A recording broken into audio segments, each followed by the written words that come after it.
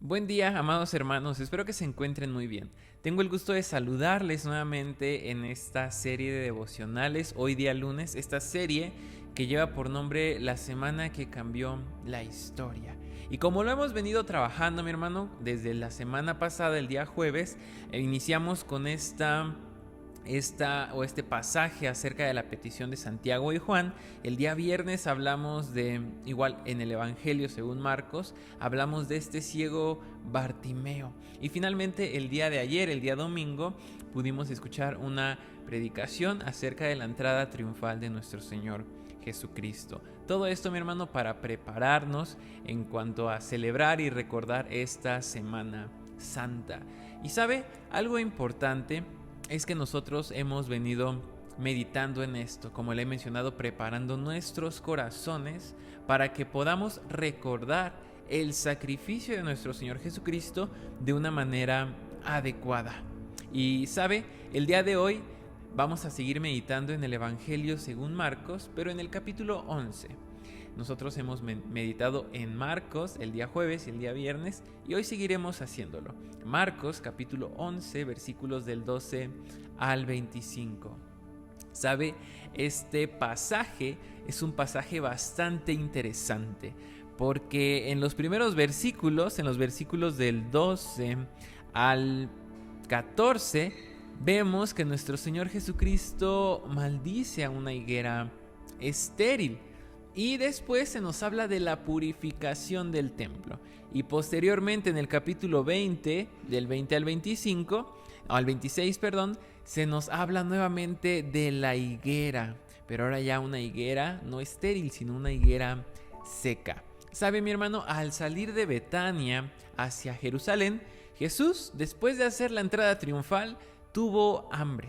Y cuando él se encuentra con una higuera con hojas, se acercó buscando fruto. Fíjese lo que dice Marcos capítulo 11 versículos del 12 al 14. Al día siguiente, cuando salieron de Betania, tuvo hambre y viendo de lejos una higuera que tenía hojas, fue a ver si tal vez hallaba en ella algo. Pero cuando llegó a ella, nada halló, sino hojas, pues no era tiempo de higos. Entonces Jesús dijo a la higuera: nunca jamás coma nadie fruto de ti. Y lo oyeron sus discípulos. ¿Sabe? Como le mencionó Jesús, después de hacer esta entrada triunfal, esta entrada apoteótica, como lo habíamos dicho, él ve esta higuera, tenía hambre, se acerca a la higuera buscando fruto, aunque un dato importante que nos presenta el evangelista es que no era tiempo de higos, no era temporada de higos.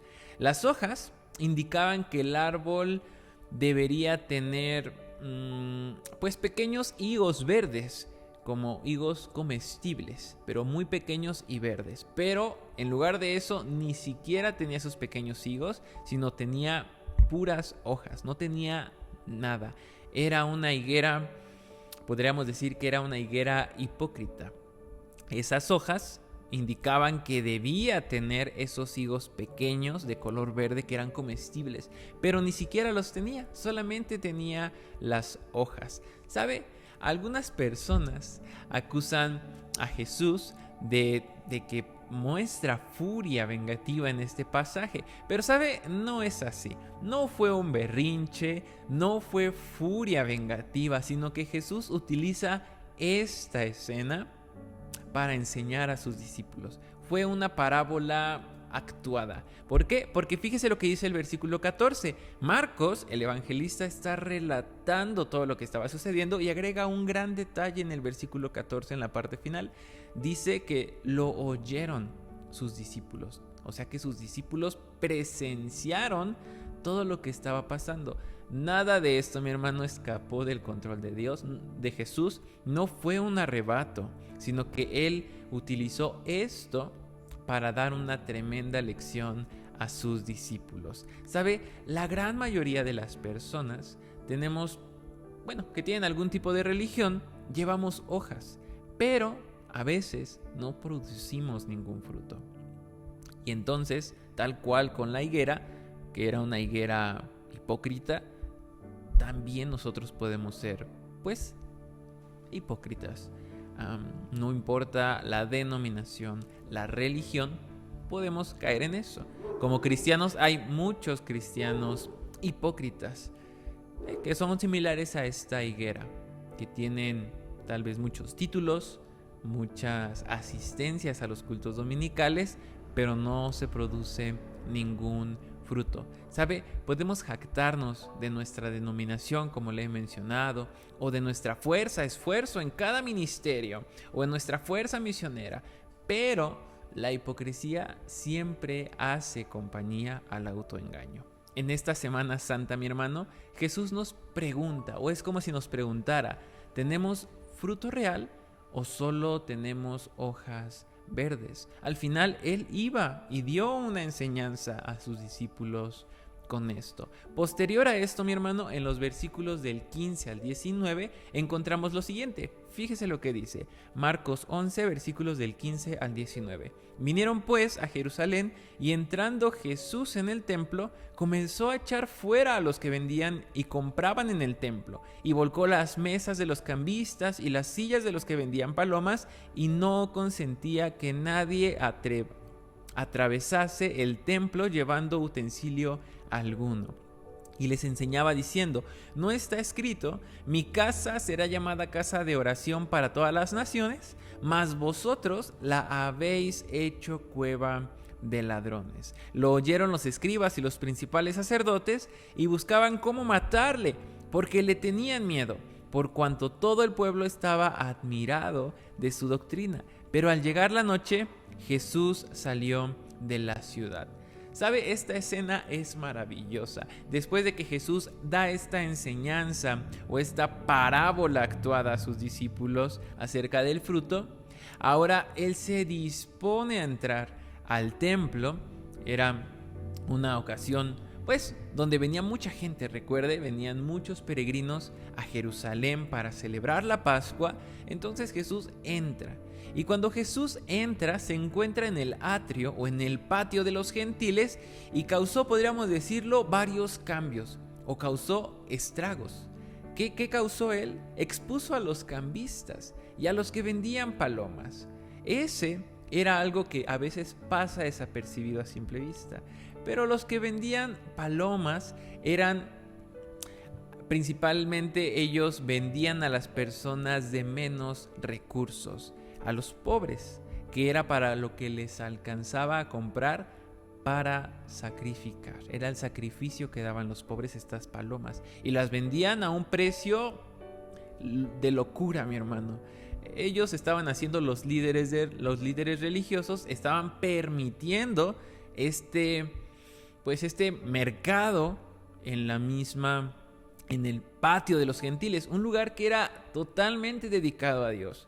Era un lugar en el que los gentiles podían levantar oración a Dios. Este atrio se supone que debía de ser un lugar de oración para todas las naciones, porque era para los gentiles.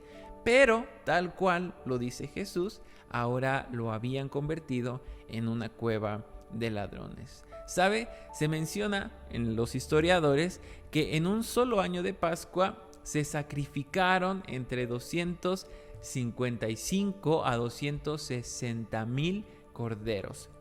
Esto no es un dato mínimo, sino que podemos llamar la mafia de los sacerdotes obligaba a los peregrinos, aquellos que no vivían en Jerusalén, pero que llegaban ahí para celebrar la Pascua. Los líderes religiosos o esta mafia de los sacerdotes obligaba a estos peregrinos a comprar animales certificados con un precio de locos, mi hermano, un precio que estaba por encima de lo que costaba normalmente. Se cree que llegaba a valer 16 veces más de su valor real. Lo que costaba aproximadamente 25 centavos se vendía en 4 pesos, pero llevémoslo a los números y datos de ese entonces. Y Jesús por eso en esta reacción a lo que está haciendo, caminando, o bueno, en su semana que lo llevaría a la cruz, él responde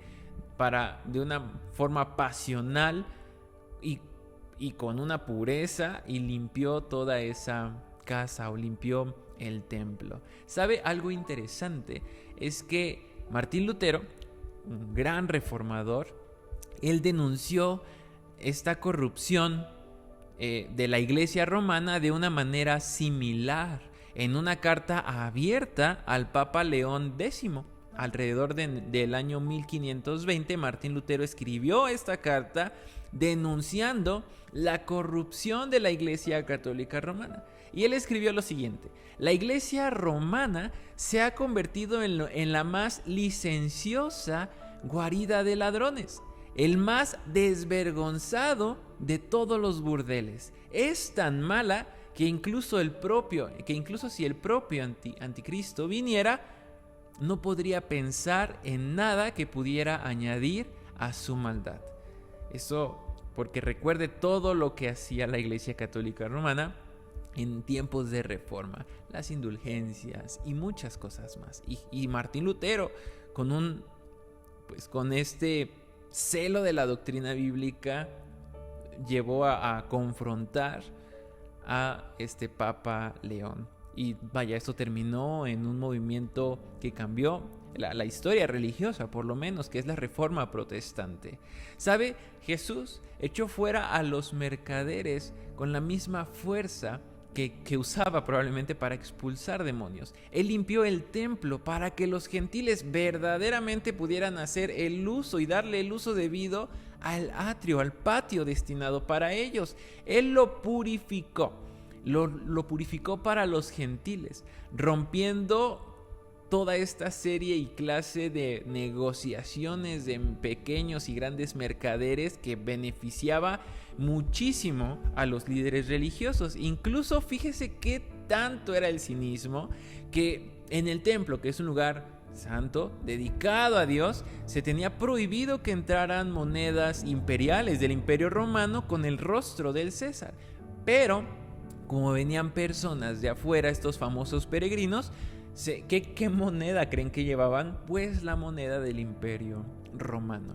Y ahí, dentro de ese atrio del patio para los gentiles, se hacía un cambio por unas monedas viejas que eran del pueblo hebreo para que pudieran hacer uso de ellas. Pero era algo indebido. También se cree que era una ruta de comercio pues no tan legal que digamos. Para justamente llevar algunas cosas, pasaban por el atrio de los gentiles. Por eso el versículo aquí en Marcos dice que no dejó pasar a nadie con mercancía. Tiró las mesas, tiró todo y no dejó pasar tampoco a nadie con mercancía. Jesús estaba irrumpiendo en este templo, pero no nada más hay que mencionar el acto, sino lo que representa. Está hablando también de que Él vino y la salvación no es para uno, ni para dos, ni para una nación, sino que Jesús es un salvador para todas las naciones. Restituyó el templo y restituyó ese lugar de adoración, de oración para los gentiles. Ahora, fíjese lo que dice versículos 20 al 25. Marcos 11, versículos del 20 al 25.